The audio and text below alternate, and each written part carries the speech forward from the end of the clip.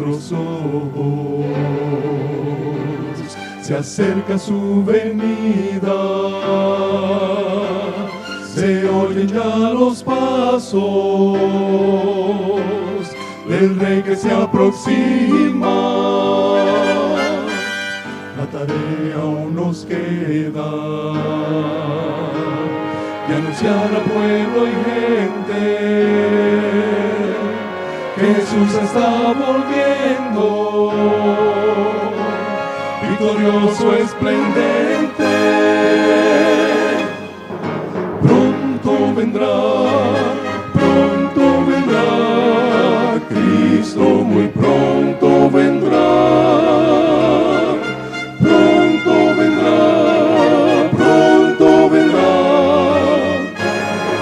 Pronto Jesús volverá.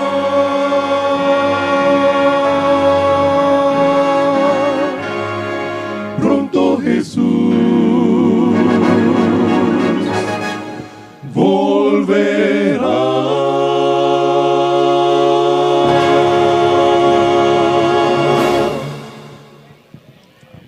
Cristo viene pronto. ¿Cuántos lo creen así? Amén. Para nosotros nuevamente es un placer estar aquí alabando el nombre de Dios. Y quiero que sepan una cosa, se ven hermosos. Una iglesia llena es una iglesia saludable. Una iglesia con niños es una iglesia del futuro. Y Cristo tiene que estar más contento de lo que yo estoy. Para continuar alabando el nombre de Dios,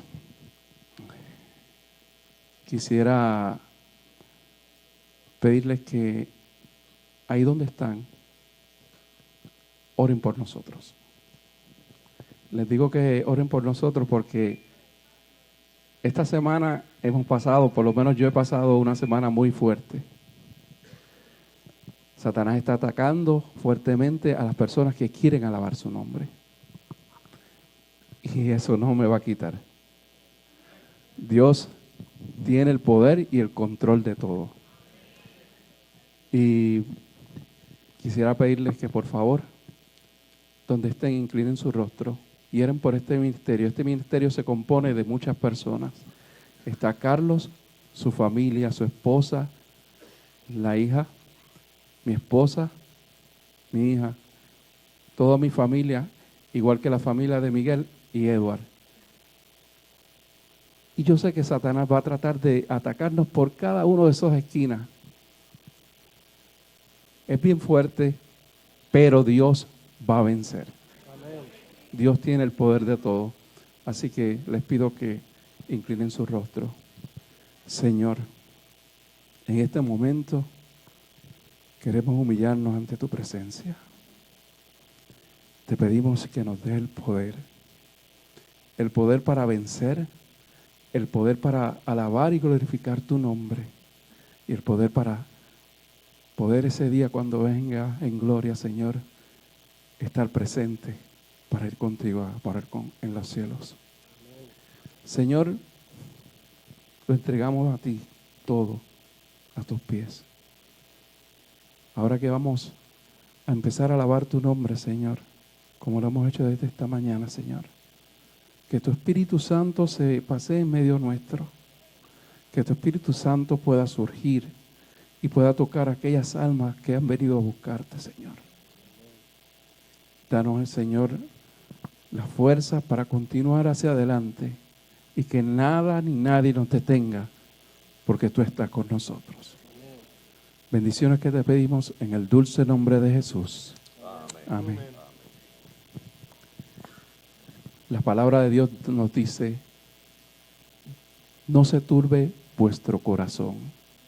Creed en Dios, creed en mí. Ustedes saben el resto, ¿verdad? En la casa de mi Padre muchas moradas hay.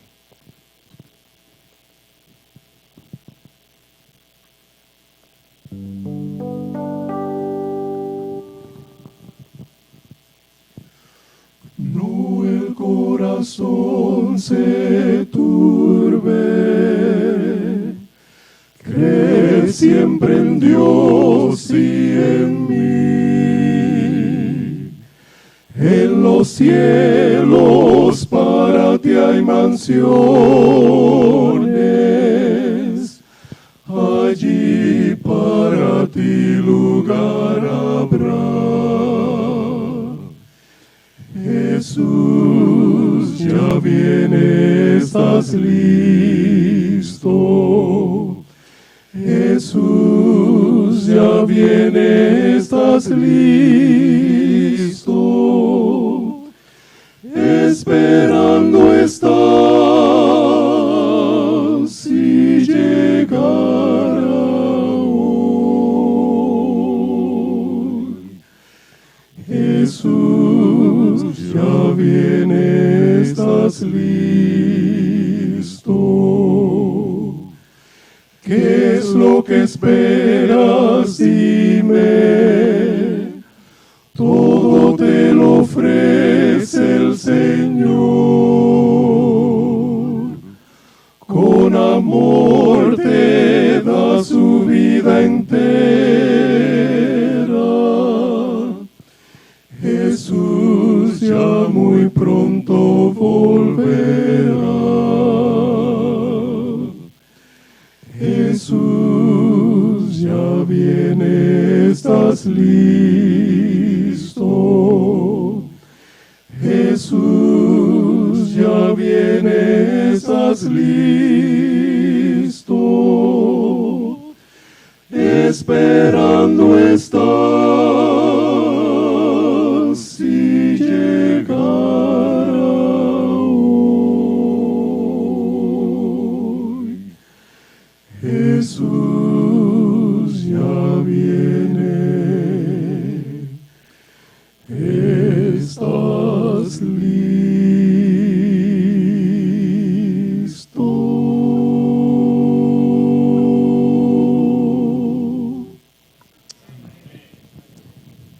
Jesús ya viene. ¿Estás listo? La próxima alabanza trata sobre eso. Tú estás listo, pero tu hermano está listo. Tu vecino está listo. Tu compañero de trabajo está listo. El trabajo de nosotros, ¿saben cuál es, verdad? Llevar el mensaje a toda nación, tribu y lengua. Lo estamos haciendo. Es tiempo de que lo hagamos para que Cristo venga. Vamos a cantar Pasa la fe de Dios. Y vamos a utilizar la Biblia como ejemplo, porque esta es la palabra de Dios y esta es la fe de Dios. Aquí se encuentra todo. Simbólicamente vamos a ir pasando, que no se quede nadie sin tocar la palabra de Dios mientras estemos cantando. Es una dinámica que nosotros tenemos para que se sepa que el mensaje tiene que llegar a cada persona, no importa quién sea. Puede ser el vagabundo, puede ser el millonario, puede ser cualquiera, pero el mensaje tiene que llegar.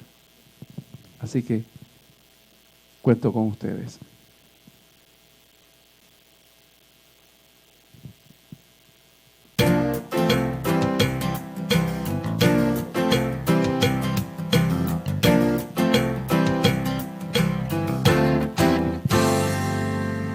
Pasa la fe de Dios a tu hermano, llévala por doquier. Ayuda a construir fe en otros, llévala por doquier. Predica la palabra a tu hermano, ayúdale a crecer. Pasa la fe de Dios a tu hermano, llévala por doquier. Pasa la fe de Dios a tu hermano, llévala por doquier. Ayuda a construir fe en otros, llévala por doquier. Predica la palabra a tu hermano, ayúdale a crecer. Pasa la fe de Dios a tu hermano, llévala por doquier. Un relevista siente que en su mano está la razón que inspira deseos de correr. Tenemos en la fe razón para correr, y como un relevista llevarla por doquier. Pasa la fe de Dios a tu hermano, llévala por doquier. Ayuda a construir fe en otros, llévala por doquier. Predica la palabra a tu hermano, ayúdale a crecer. Pasa la fe de Dios a tu hermano, llévala por doquier. Numerosos santos han partido ya, mas encendida por siempre está la gran chispa de su fe. Un reto al jóvenes y aliento al mayor. La historia de los santos, la fe encenderá. Pasa la fe de Dios a tu hermano, llévala por doquier. Oh yeah. Ayuda a construir fe en otros, llévala por doquier. Predica la palabra a tu hermano, ayúdale a crecer. Oh, llévala. Pasa la fe de Dios a tu hermano, llévala por doquier. Pasa la fe de Dios a tu hermano, llévala por doquier. Ayuda a construir fe en otros, llévala por doquier.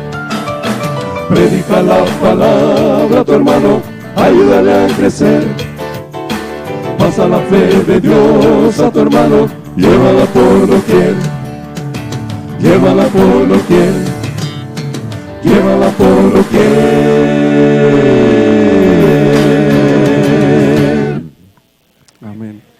La Biblia todavía no ha llegado, pero va a seguir pasando. Noté algo que, pues, simbólicamente es bien importante. Allá afuera había gente.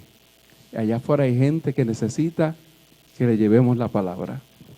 Así que cumplamos con esa misión. Para continuar alabando el nombre de Dios, esta vez queremos que canten con nosotros. Y les voy a pedir que se pongan de pie, porque Cristo tiene un lugar para cada uno de ustedes. Para mí, para ti. Y este himno se lo saben todos, así que no me pueden decir que no se lo saben. Más allá del sol. Pero quiero que lo cantemos como que en realidad queremos vivir allá. Como que en realidad queremos estar junto a aquel que dio su vida por nosotros. Aquel que murió en la cruz y no fue en vano. Que cantemos para que los ángeles sientan envidia. ¿Escucharon eso? Para aquellos que piensan que nosotros no nos vamos a salvar, se den cuenta de que sí, Cristo vino y cumplió su misión. Así que cantemos fuerte, más allá del sol.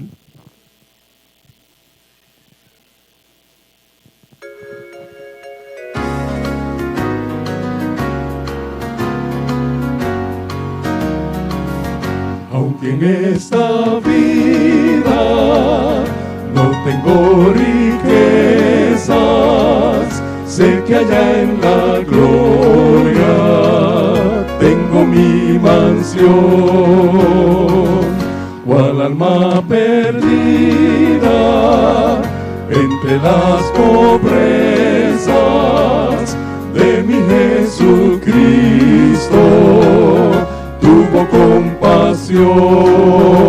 Con fuerza. Más allá del sol, Más allá del sol. más allá del sol, yo tengo un hogar, hogar, bello hogar, más allá del sol.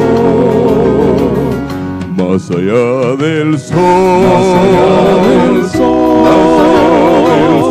más allá del sol, yo tengo un hogar, hogar, bello hogar, más allá del sol. Ese hogar lo está preparando para nosotros, ¿saben? Ahora, A todas las razas del linaje humano, Cristo quiere darles plena salvación. También una casa no hecha de mano fue a prepararles a la santación. más allá del sol, más allá del sol, más allá del sol.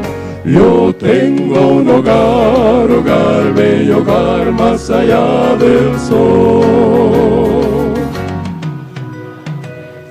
Más allá del sol, más allá del sol. Yo tengo un hogar, hogar, bello hogar, más allá del sol, más allá del sol. Amén. Pueden sentarse. Yo le voy a pedir al pastor de esta iglesia que el próximo compromiso ustedes vayan también, para que canten con nosotros. Para mí es un placer, un gusto, presentarles a una persona que lo conocí por oído. Ustedes saben quién es, ¿verdad? Pero lo voy a presentar. El profesor Juan Varela, un siervo humilde de Dios, que con su voz, por medio de la lección de escuela sabática, nos ayuda a conocer más de Dios.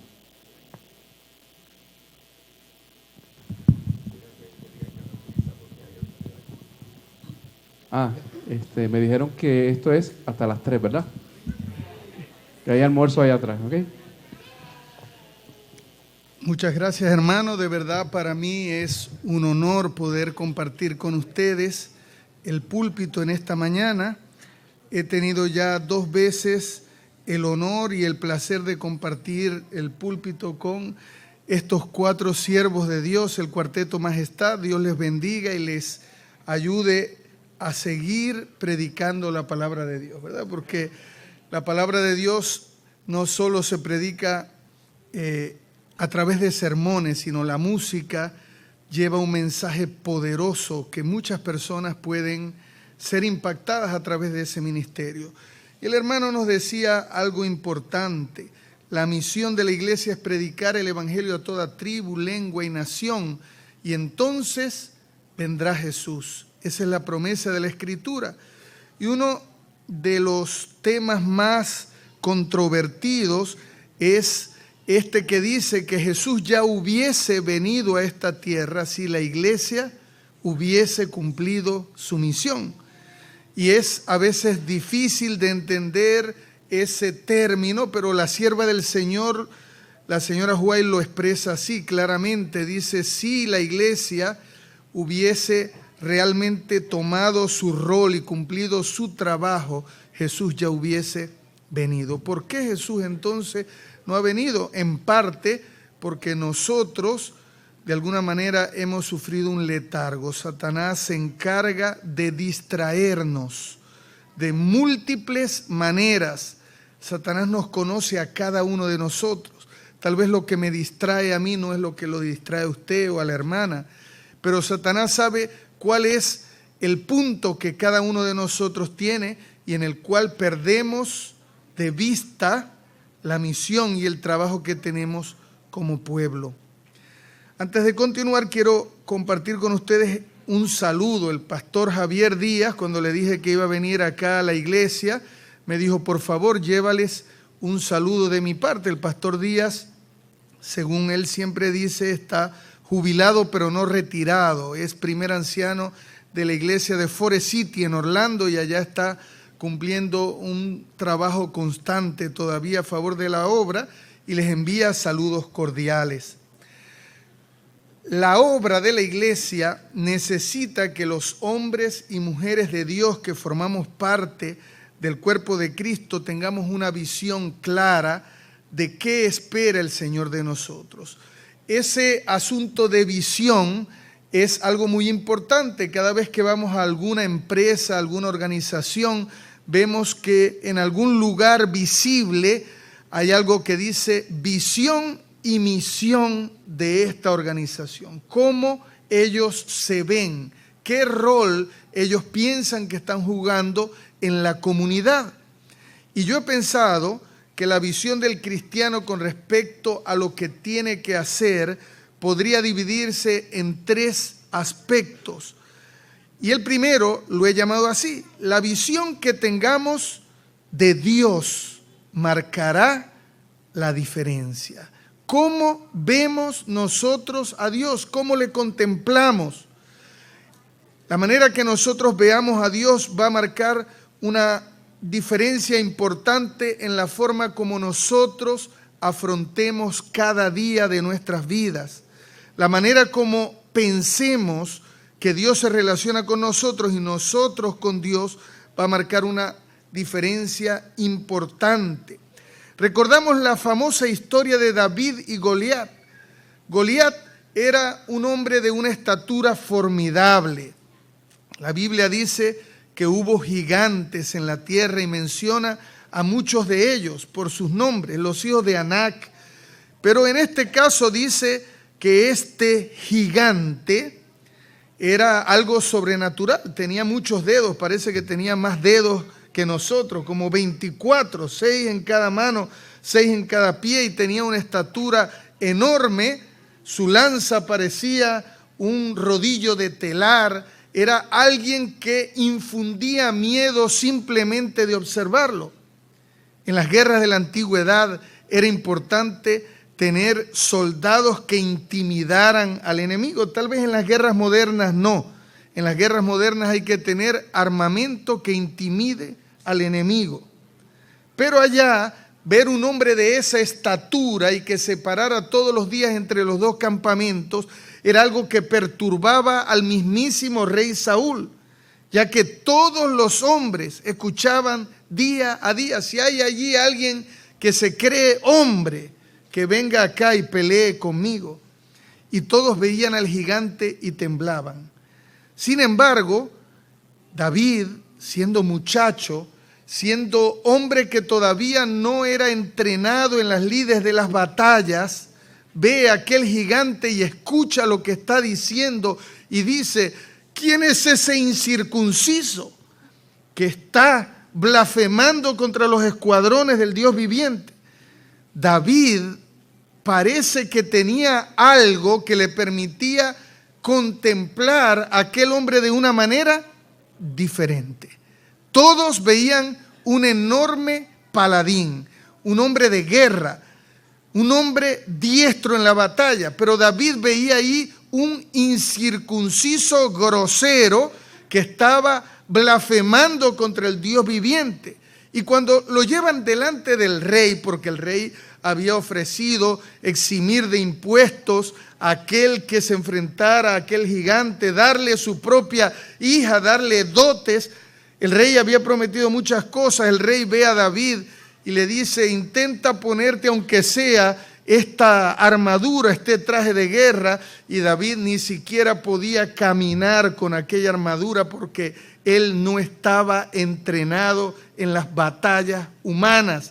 Pero le dijo al rey: este sujeto, este Goliat, no puede ser más que alguno de los osos o los leones que vienen a comerse mis ovejas, y que el Dios de los cielos me permite que con mis propias manos yo los acabe. Este no puede ser más grande que el Dios que me ha protegido a mí a lo largo de todas las batallas con animales feroces en mi trabajo diario. ¿Cuál era la diferencia de David y el resto de los soldados? El resto de los soldados habían sido entrenados para pelear, para combatir, pero David había sido entrenado por el mismo Dios para cumplir un trabajo. La visión que David tenía de Dios estaba marcando una diferencia importante en cómo él estaba dispuesto a afrontar aquella situación. Para David, aquel reto no podía ser más grande que el Dios que lo respaldaba. Y por eso él fue tranquilo, él fue seguro. Algunos dicen que tomó 5 piedras porque la Biblia menciona en el mismo libro, aparte de Goliat, 4 gigantes más. Es decir, que ni siquiera pensó que iba a errar un tiro, sino por si acaso se venían algunos de los otros 4, él tuviera 4 piedras más, uno para cada uno. Ahí no había nada que hacer. Él sabía entonces que el Dios que lo respaldaba, el Dios que lo acompañaba, podía darle la victoria en aquella y en cualquier batalla. Él sabía que estaba del lado correcto. Algunos se preguntan, ¿verdad? Y es un salmo muy conocido. Si Dios es con nosotros, ¿quién contra nosotros? Alguna vez un pastor se preguntó, lo importante no es saber, ¿verdad?, de qué lado está Dios, sino de qué lado estoy yo. ¿Estoy yo del lado de Dios? Si en realidad la tarea que yo estoy emprendiendo, estoy seguro que es ordenada por Dios, no habrá manera de que esa tarea se detenga. Este trimestre hemos estado estudiando una historia de fe, Esdras y Nehemías. Suena fácil desde esta visión, desde este punto de vista, que ellos regresaron y reconstruyeron los muros de Jerusalén, pero en aquel momento era algo prácticamente imposible. Cuando Esdras decide allá en el 457 emprender el primer viaje de retorno a Jerusalén, Jerusalén no valía nada, estaba totalmente destruida, quemada. Si queremos ver alguna semblanza de cómo consiguió Esdras a Jerusalén, solo tenemos que leer el libro de las Lamentaciones de Jeremías. Cómo se ha ennegrecido el oro, cómo quedó desolada la ciudad populosa. Esas frases nos dan una idea del grado de destrucción que había allí. Y allí llegó Esdras con la misión de reconstruir pocos recursos, muchos enemigos, muchos peligros, pero Esdras y Nehemías eran hombres que estaban seguros que la tarea que estaban haciendo no era un capricho personal que a ellos se les había ocurrido, sino que era el plan de Dios que Jerusalén fuera reconstruida. Eso les daba a ellos fuerzas. La visión que ellos tenían de Dios era una visión que les permitía mantenerse firmes. Cuando vemos Nehemías, allí en el capítulo 2, él le habla al rey Artajerjes, le describe cuál es su plan, cuál es su proyecto. Y al final dice que el rey le concedió todo lo que él le pidió conforme a la poderosa mano de Dios. Él sabía que todo lo que él le estaba pidiendo, aunque sonara imposible que el rey se lo pudiera dar, se lo iba a conceder porque Dios estaba con él. Y a veces nosotros vemos desafíos para la iglesia. A veces pensamos, es tan difícil las personas a nuestro alrededor. Ya les hemos hablado tanto acerca de Dios. Ya han escuchado tanto y no cambian. Es difícil la tarea, pero si nosotros estamos convencidos que la voluntad de Dios es que esas personas lleguen al conocimiento de la verdad, no va a haber nada que detenga el avance de la iglesia, el avance del trabajo por la obra. En segundo lugar, la visión. Ejemplos de personas que tenían una visión incorrecta de Dios, ¿verdad? Recordamos aquel personaje que se acercó a la muralla de Jerusalén a intimidar a los judíos cuando el cerco de los asirios estaba en torno a la ciudad, el Rabsaces. El Rabsaces le dice al rey de Judá, que está dentro de las murallas, ya sus funcionarios: ustedes no han visto como nosotros hemos destruido a todas las naciones que están alrededor. No hubo ningún Dios de ellos que los pudiera salvar. ¿Ustedes creen que el Dios de ustedes, este Jehová, podrá librarlos de la mano del rey de Asiria? La visión que tenía ese hombre de Dios era una visión equivocada. Él pensaba que el Dios de Israel era igual que el Dios de Edom, que el Dios de Amón, que el Dios de Moab. todas las naciones que ellos habían destruido. ¿Qué Dios de ellos los salvó? ¿Creen ustedes que el Dios de ustedes los podrá salvar de la mano del rey de Asiria? Y se fue. Ya ustedes saben lo que pasó con aquel terrible cerco. 180,000 murieron en una noche, y no por la espada del rey de Judá. Fue Dios el que intervino. Es decir, que tener una visión incorrecta de Dios puede ser problemático. Nosotros tenemos que entender que nuestro Dios es un Dios santo, es un Dios fuerte, es un Dios que nos ama, que nos acompaña en la batalla. El segundo punto, la visión que tengamos de nosotros mismos va a marcar una diferencia importante. Y el texto que leyó el hermano en la lectura bíblica es un texto que habla claramente de la necesidad que tenemos de tener una correcta visión de nosotros mismos. Dijo Pablo, inspirado por el Espíritu Santo: digo pues por la gracia que me es dada a cada cual que está entre vosotros, que no tenga más alto concepto de sí que el que debe tener, sino que piense de sí con cordura, conforme a la medida de la fe que Dios repartió a cada uno. Cuando llegué, un hermano me dijo: trate de recordar que el tema del que se está hablando este día en todas las iglesias del distrito es el equilibrio espiritual. Y yo creo que precisamente este tópico de tener una visión adecuada de nosotros mismos es tener equilibrio. Porque si nosotros entramos a la mayoría de las librerías y bibliotecas, vamos a conseguir una sección muy grande que llaman autoayuda. Y esa sección de autoayuda hay un montón de libros donde usted apenas los abre y dice que usted es lo más grande que hay en el universo, que no hay nada más grande que la fuerza que está dentro de usted. Y usted oye a los que hablan de motivación en el mundo, no los motivadores cristianos. Los motivadores cristianos lo llevan a usted a los pies de Cristo para que usted avance. Pero los motivadores de este mundo le dicen que toda la fuerza está dentro de ustedes, que no hay límites a la capacidad humana.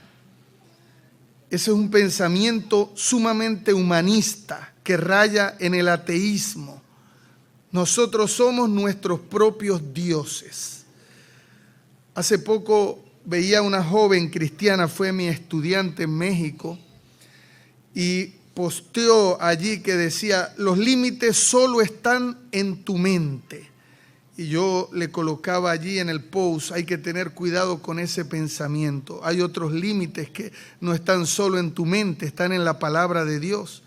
Está en lo que el Señor ha establecido que es bueno y que es malo. Los límites no pueden estar solamente en mi propia mente. Yo no puedo ser el punto de referencia para decidir qué se hace y qué no se hace. Es Dios el punto de referencia. Es por eso que tenemos un firme fundamento en la palabra de Dios, no en lo que sentimos, en lo que creemos, porque eso que sentimos puede cambiar de un día para otro. El pastor David Gates tiene una frase que me gusta mucho. Él dice: para triunfar hay que rendirse, para ser grande hay que arrodillarse primero. Y el apóstol Pablo había entendido esa realidad. Él sabía que la única manera que podía avanzar como predicador, como heraldo de la verdad, era estando a los pies de Jesús. Sed imitadores de mí como yo de Cristo, dijo Pablo. Me he propuesto no saber entre vosotros de nada, sino de Cristo y este crucificado. A veces creemos que tenemos mucho conocimiento, mucha habilidad, pero ese conocimiento, esa habilidad, sin el poder del Espíritu Santo, no tiene ninguna efectividad, ¿verdad? Hay predicadores que se jactan de ser grandes predicadores, y uno de ellos alguna vez subió sumamente confiado de su habilidad al púlpito. No recordó nada del sermón. Bajó de allí avergonzado, y alguien que sabía lo que había pasado dijo: si él hubiese subido como bajó, hubiese bajado como subió. Realmente tenemos que reconocer que no somos nada sin el poder de Dios. La Escritura también nos dice: humillaos delante del Señor, Él os exaltará. En la Biblia hay personajes que son también ejemplos de una visión incorrecta de sí mismo. Recordamos al fariseo. ¿Qué decía el fariseo allá cuando oraba en el templo y miraba al publicano en el otro extremo? Él decía: gracias, Señor, porque me has hecho como yo soy, un tipo que da diezmo, un tipo que hace las cosas bien, un tipo que conoce la ley, estudia, que sabe de todo. Y qué bueno que no me has hecho como aquel publicano que está allá, ese pobre hombre. Gracias por haberme hecho como soy. El publicano no, el publicano solamente no podía ni levantar la mirada y decía: sé propicio a mí, que soy pecador. ¿Quién se fue a su casa justificado?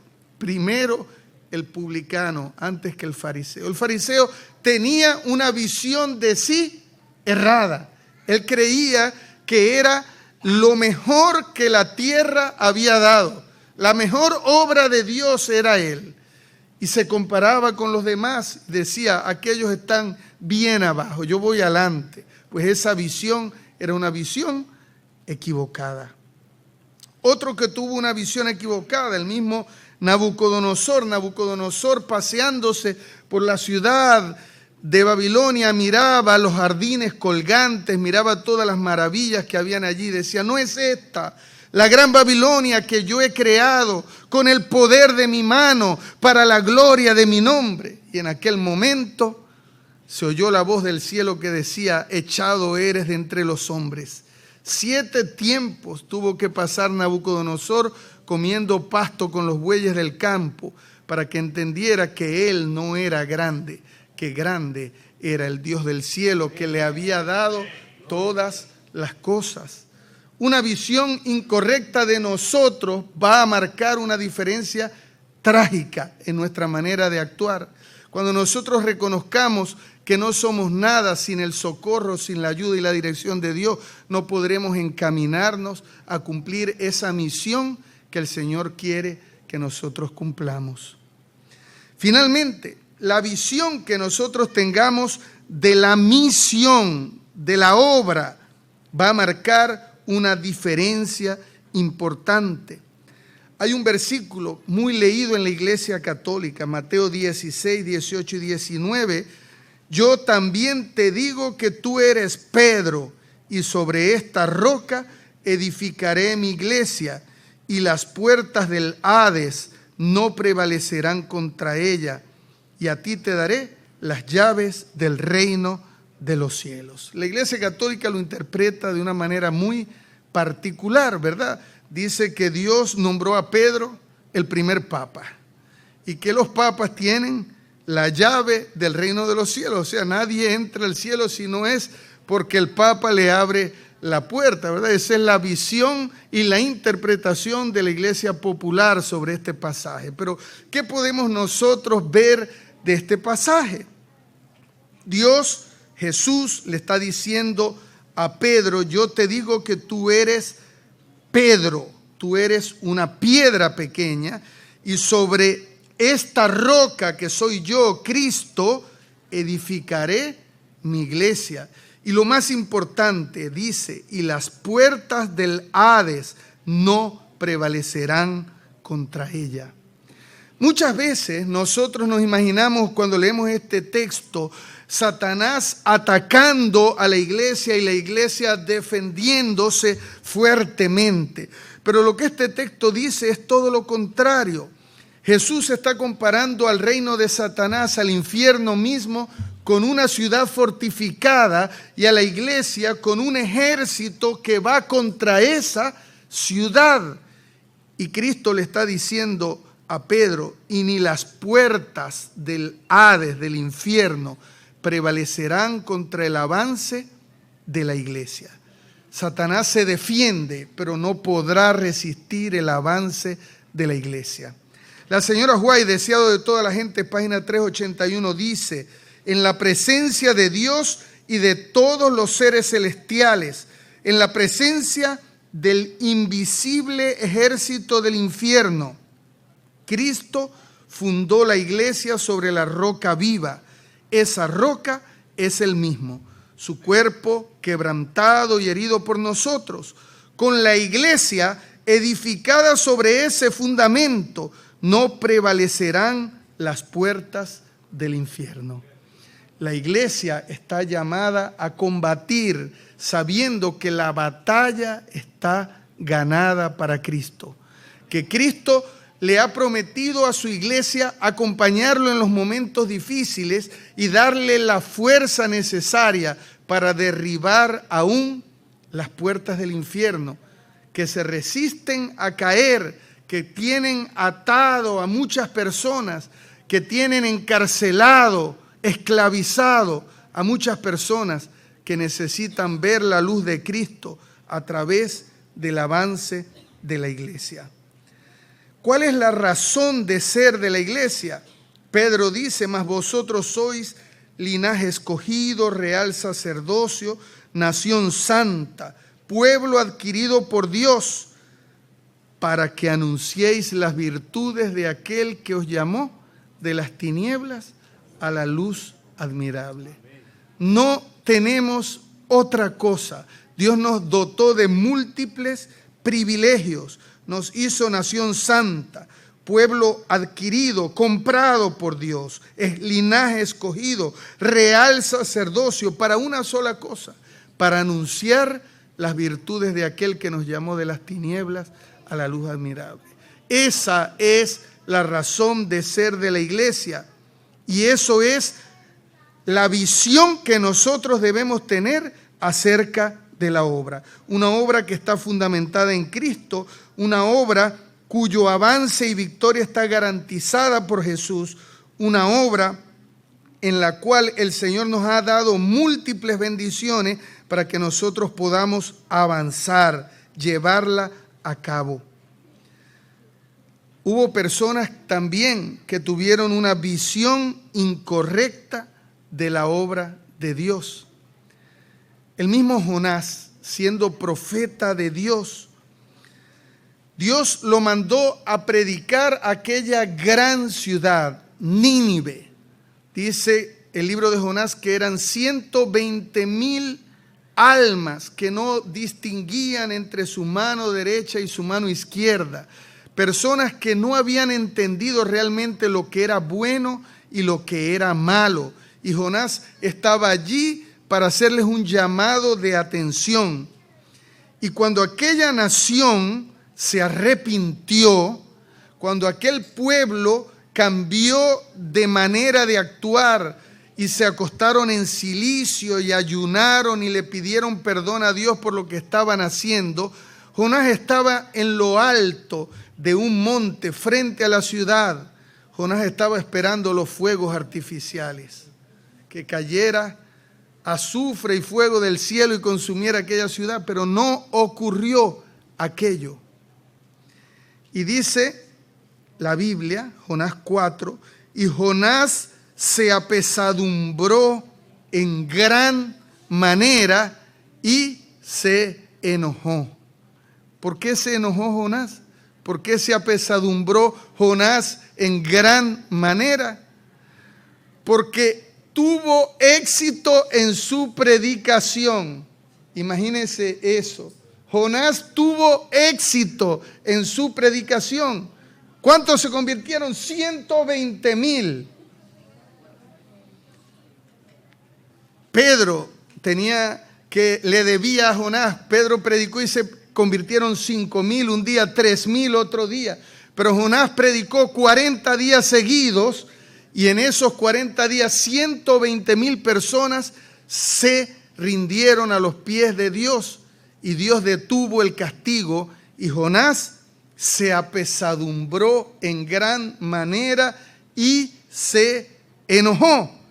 Y le dijo a Dios: ¿no es esto lo que yo decía cuando estaba aún en mi tierra? Por eso me apresuré a irme a Tarsis, porque yo sabía que tú eres Dios clemente y piadoso, tardo para enojarse y grande en misericordia, y que te arrepientes del mal. Jonás conocía a Dios.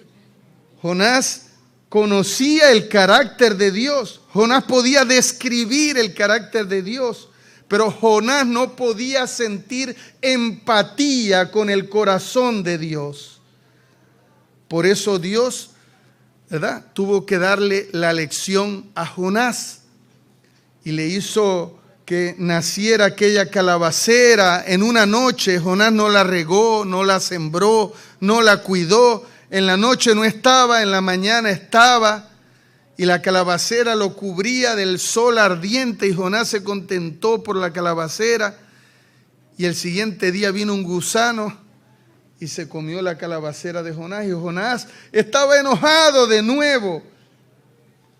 Bandido, ese gusano se comió mi calabacera. Y le dijo: Dios, y tú la cultivaste, y tú la plantaste, tú trabajaste por esa calabacera, y ahora estás enojado porque el gusano se la comió.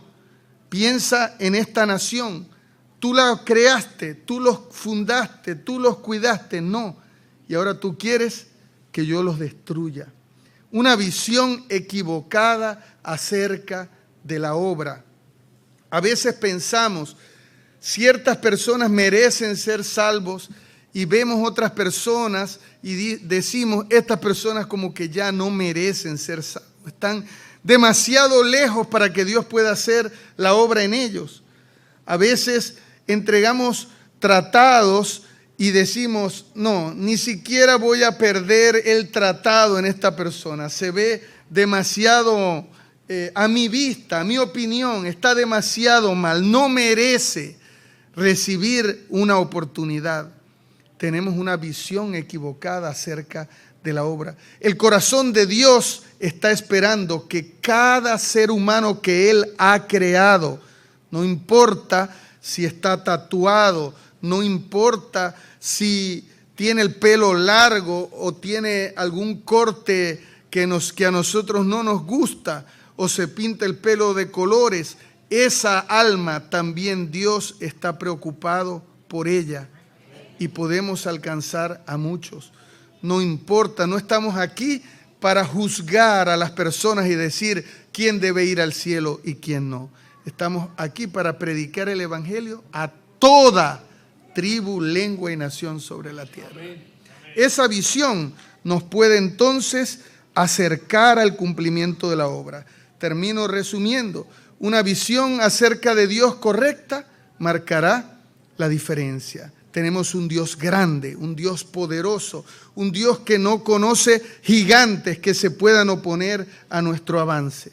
Una visión de nosotros mismos correcta marcará la diferencia.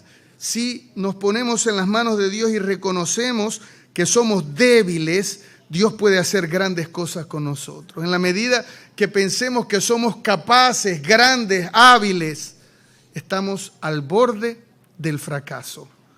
Y finalmente, una visión correcta de la obra va a marcar una diferencia importante para nosotros.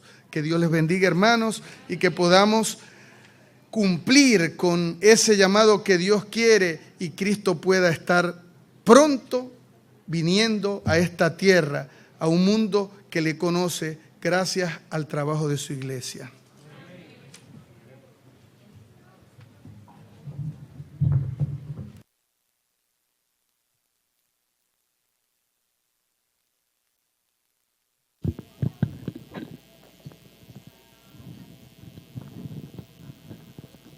Cristo viene. ¿Y cuántos quieren trabajar para que Cristo venga? Amén. La redención está cerca.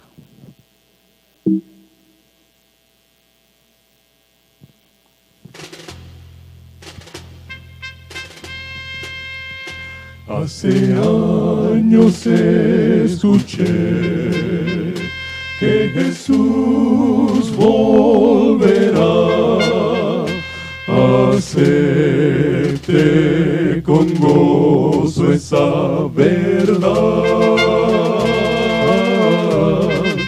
La esperanza firme está, pues ahora bien yo sé que mi Cristo muy pronto volverá.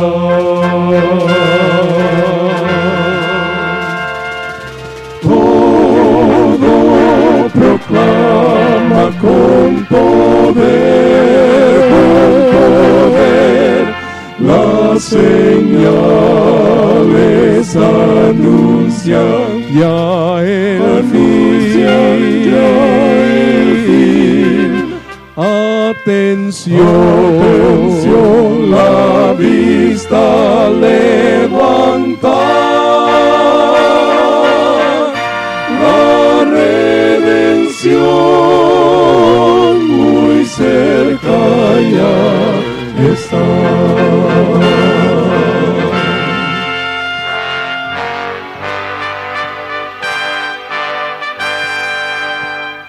Odio, guerra por doquier, violencia y maldad, no dudemos más, vendrá el buen Señor. Su promesa cumplirá, por sus hijos volverá. Si confiad, pronto nuestro Rey vendrá,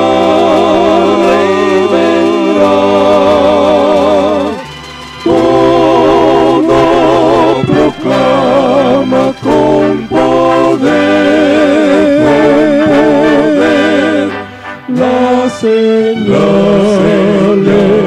anuncian ya el fin. Atención, la vista levanta, la redención, la redención, la redención muy cerca ya está,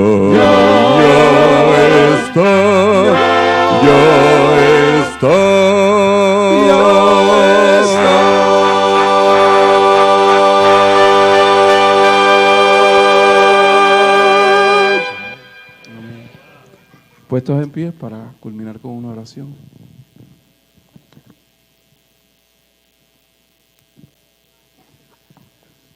Amoroso Padre Celestial, en el nombre de Jesús te damos gracias, Señor, por el amor, el cuidado que tienes con cada uno de nosotros. Gracias, Señor, porque podemos sentir tu compañía cada mañana, cada día. Enséñanos, Señor, a depender de ti. Enséñanos, Señor, a hacer tu voluntad. Queremos, Señor, ser luz para otros. Permite, Señor, que tu palabra pueda anidar en nuestras vidas y que podamos ser verdaderamente heraldos de la verdad. Reconocemos, Señor, que nada somos y que solo con tu ayuda y tu dirección podremos cumplir la misión para la que nos has llamado. Te rogamos, Señor, que nos acompañes hoy y siempre. En el nombre de Jesús, tu Hijo amado. Amén.